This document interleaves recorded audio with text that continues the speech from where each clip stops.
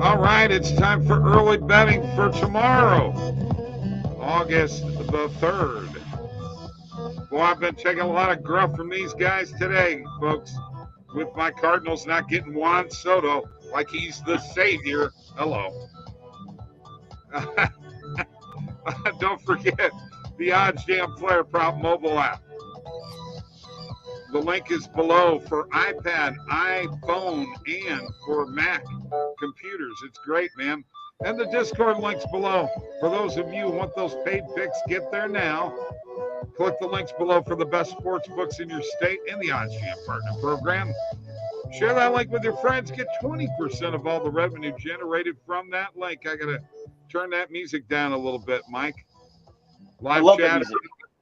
That music. What's that music called? It's called In a Hurry. I'm in a hurry to get this done. Did you buy it or did you make it up? No, I made it up. Recorded it. Oh, my God, you did? Fill out the form in the description to get a personal one-on-one tutorial on how to make $2,500 a month sports betting. TikTok, OddsJam_nuts. Let's listen to a little bit of In a Hurry.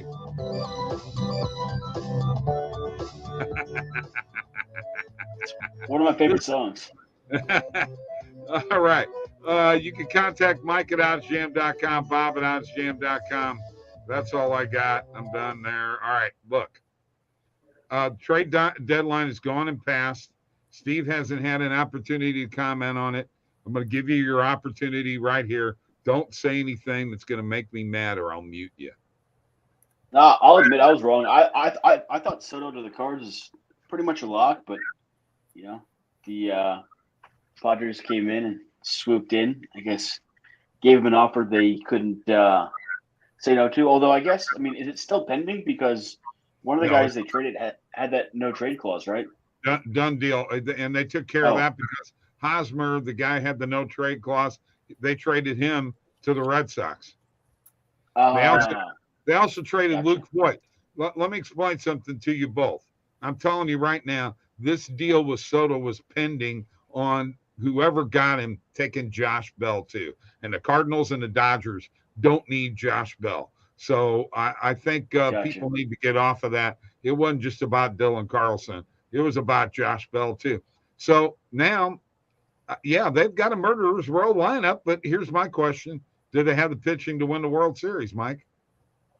I don't think so. I still think even with this trade, the Dodgers are still not in bad shape. I mean, they have a huge lead on the Padres right now. Not only that, they added Freddie Freeman in the offseason. So as big a news as this is adding Juan Soto, the Dodgers did this same type of deal just recently, adding Freddie Freeman, right?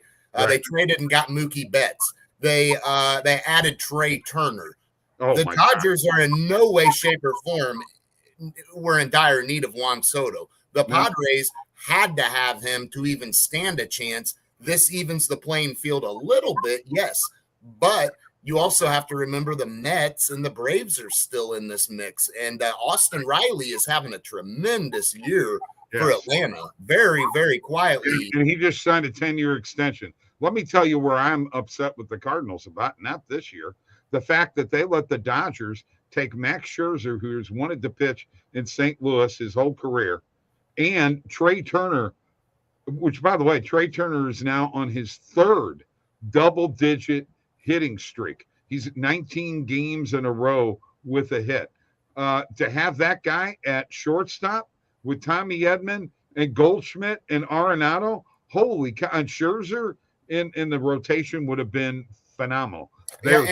And don't forget the Dodgers do add Joey Gallo. Now, we could see Yankees fans are going to laugh and say, ha, ha, ha, take Joey Gallo. He couldn't do crap for us. We all sure were praising Matt Carpenter, who couldn't do crap for anyone else till he came to you. So who's to say Joey Gallo don't go raking in the Dodgers, So that's interesting. That's a bat. Like Joey Gallo's going to strike out a ton. But if he gets going, forget about Matt Carpenter. This guy will knock the crap out of the ball. So that's interesting. I want to get real quick to Steve and golf. Is Will Z going to win this week, or should we just fade him again? No, don't fade him. I mean, he started off slow, but he finished hot. He finished with a 65. If he would have played like that all week, he would have won. So I did like seeing that. Every week he's going to rank highly just because he's one of the best ball strikers. But Right. the problem is, like, this is going to be another birdie fest. I think last year you had to shoot a minus 23 to even get to a 6-man playoff. So,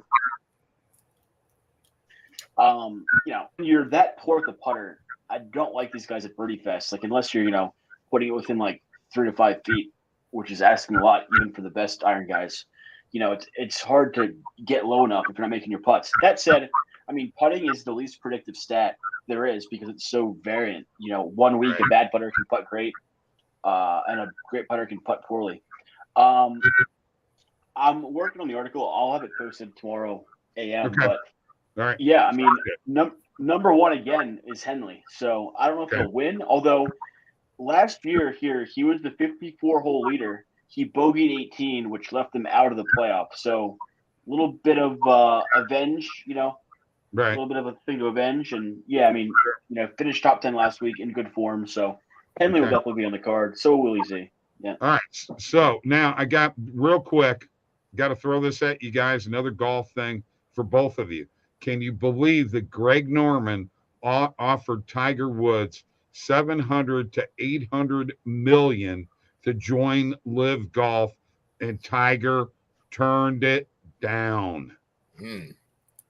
I mean, Tiger's a billionaire, just about. I mean, that was almost another billion, but I mean, at some point though, money, can only get you so far. If you're a billionaire, what's another billion? Right. Unless you're a complete narcissist, it's not going to really improve your quality of life. Like Mark Cuban says, like, my next dollar is not going to make or break me, right? So it's like, when you're that rich, it doesn't matter. Tiger, he's way more of a legacy guy. Right. Although, with like Cam Smith going to the Live and, like all of a sudden, it's not just old washed up has-beens on the Live. So it's going to be interesting to see what happens. I mean, because if you look at it, they have Bryson, they have Watson, two just went over. So, but look who wins the tournament last week. The guy who wins the tournament last week is Henrik Stenson. I mean, come on. Crazy. We kind of lost Steve there a little bit. At a tournament, like, everyone's names in this little box, and they're keeping the box the same size. So Patrick Reed fits, but DeChambeau's just Disha. It's idiotic. Right. They don't even have their full names. If your name's longer than 5 characters, it's the first 5. I'm just saying, first 5 letters of your name.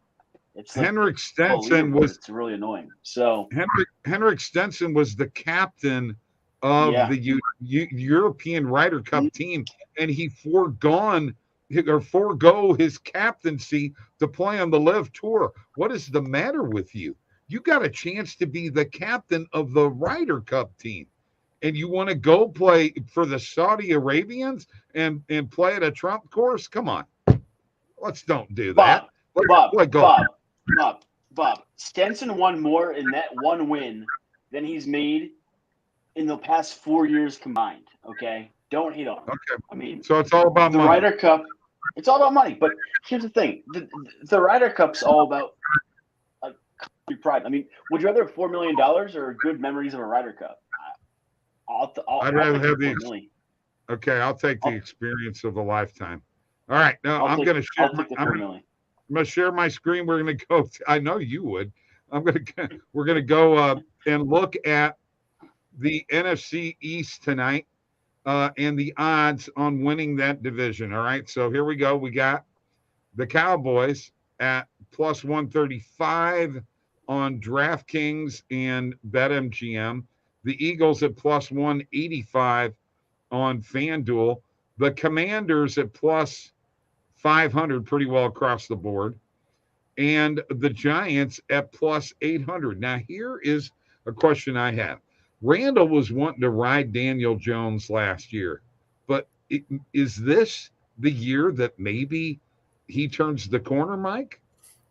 I mean, it's possible. Here's the interesting thing about this division, Bob. You have not had a back-to-back champion in this division since 2001 to 2004 when it was the Eagles themselves.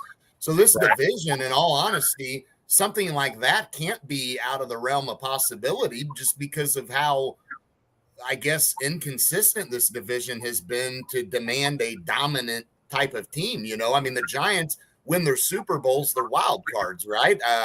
So it's not like winning this division has really amounted to a whole lot.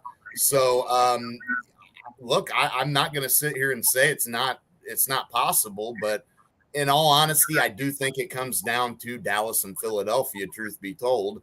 And we've got to see if Hurts is able to take it to the next level, because as they stand right now, I would lean towards Dallas having a slight edge just because you've got guys that have got chemistry. You've got Dak and CeeDee Lamb developing something. Gallup, if he stays healthy, he's going to be a difference. You've got a pretty dynamic backfield right now. When you take into account Pollard has certainly turned himself into a heck of a player to the point now, is Elliott even really the main guy? So, I think Zeke is on the way down. Steve, what do you think? Yeah, I mean, I think outside of Philly, this division blows. Like, I think Dallas, Washington, and the Giants are all bottom 10 teams. Okay. And, I mean, Philly is going to be like as far as their quarterback who can't throw can take them. Exactly. I mean, so hold on here. Yeah. The best quarterback in the division is Dak Prescott, bar none. I mean, he is Correct. the quarterback in the division. How can the Phillies be that much above Dallas when Jalen Hurts threw for a lower completion percentage than Sam Darnold and Baker Mayfield last year? It makes no sense for whatever reason. All the sharps, all the guys with money, they love this Eagles team. I mean, repeatedly last year, Sunday morning, a ton of money would come in. The Eagles lines would move 2 to 3 points, which is really unheard of in the NFL. Right. Only for the Eagles to get smoked. They loved betting the Eagles. They thought the Eagles were a good team, and they just repeatedly came up small. I mean, what has changed? They got A.J. Brown, so what?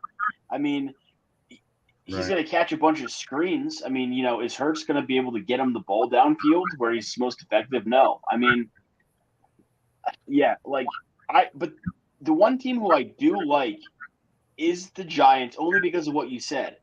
Right. Is this the year that Daniel Jones finally lives up to his expectation? It better be, or he's done in the big blue uniform. But it is Dayball. Daniel Jones is a runner, so if he installs that same offense that Josh Allen has been so successful in, Daniel Jones can be, I think, a Josh Allen light. And would that be enough? I mean, let's not forget, last summer, the Giants spent like drunken sailors in the offseason. So, they're pretty stacked at receiver. Right. Their offensive line isn't great, but they did, draft a lot of linemen. So we'll see. I mean, if I had to pick, I would go with the Eagles because I think they're the most complete team, and the other teams I think are going to be bad teams, like sub 500, like 8 and 9, the ceiling. Okay. You look at Dallas, how they're going to start this season. I mean, you've got Tampa Bay week 1, you've got Cincinnati week 2, week 3 and 4, you get the Giants and Commanders, but that game is at New York. And as we talked about, maybe that's where the Giants make some noise. But then after that, you got the Rams. So 3 of your first 5 games are against 2 teams that were in the Super Bowl last year. One of them is a very heavy favorite to be there this year. I think Dallas, they could struggle early on here as well. And that may play into Philadelphia's hands because you could see Philadelphia maybe struggle a little bit early on just because they don't have the chemistry. So, I mean, it's going to be interesting. I'll tell you who I would like to see win this division. I'd like to see the Giants take it. Daniel Jones. Yeah, I'm turning my. I'm actually rooting for the Giants too. But let's face it, Mike McCarthy's on the hot seat. That is a fact. Yeah. Yeah, and he's going to be on the sofa seat come next year, come September. All right. Let me share my screen. I got a couple of plays I want to look at for tomorrow. I love doing this NFL stuff. We can sneak it in here and pretty cool stuff. All right, Mike, and Steve, I've got the Nationals and the Mets tomorrow under 9.5 and under 9. Let's see what the pitching matchup is in that game. It is Bassett against Sanchez. Boy, that is just not a play I like, Mike. What about you? Taking the under? Not for me. That's a little risky. Taking an under with a Mets team that has the offense to carry an over. And obviously Sanchez on the mound for Washington, his ERA is over 7. So you could certainly see the Mets, tacking in 6, 7, 8 themselves. Washington sprinkles in a couple throughout the game. That's there you go. Now you're busted. Okay. So no, I do like this under here. Cardinals and Cubs under 8.5 with Michaelis and Steele pitching tomorrow night. 14-cent market with -124 on the OddsJam Perfect line, -116 when you take out the juice and Ovig fair odds. -112 on FanDuel. I will hit that one. And I'm going to hit one other one just because I got to make another tennis bet, guys. I just have to do it. And that is Medvedev and Hijikata. How'd you like that, Mike?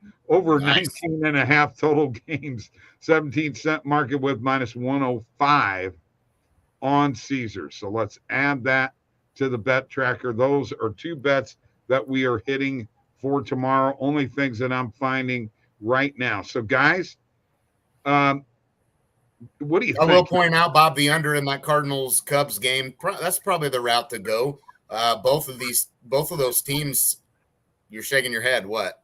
Oh, nothing. Steve texted me, and I'm answering him. Oh, sorry. The under's definitely been the route to go in Cubs and Cardinals games. I mean, the under does seem to hit more often than the over, so I think we could ride that one out.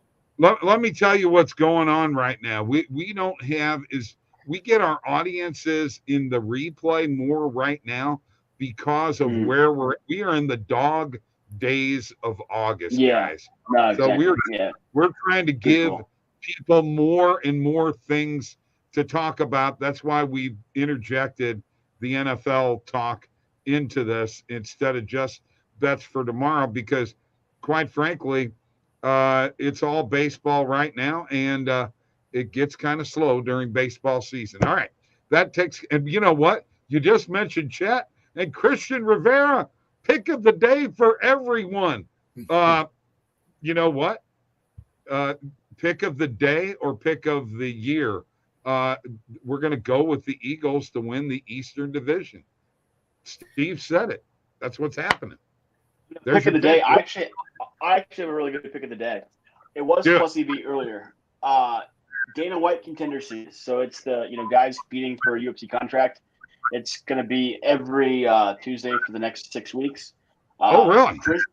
Yeah. So it goes off tonight. I like the main event. Charlie Campbell. I got a -154 earlier today against Chris Duncan. It was -180 on Pinnacle. On the OddsJam Perfect line earlier. I think it's gone up a little bit, but I mean, I would play him up to -180. I think he wins easily, by TKO, or by KO. This is Chris Duncan. Yep. Okay. I think, unfortunately on OddsJam, I think doesn't really have many sports books for it, unless I'm screwed up because I'm in PA. No, you aren't. But it is showing +154 on the Perfect line. So there you go. All right. Christian Rivera, you can't go wrong with the Dodgers on the run line. Woods on the mound for San Francisco. They spanked them last night. Anderson's going for the Dodgers. Take him on the run line. I think you'll be good to go. There you go. Hey, we'll be back tomorrow night. Tomorrow night, we are doing the AFC North. This ought to be interesting. Very interesting. All right. Peace, guys. Have a good night. I'm going to be in St. Louis.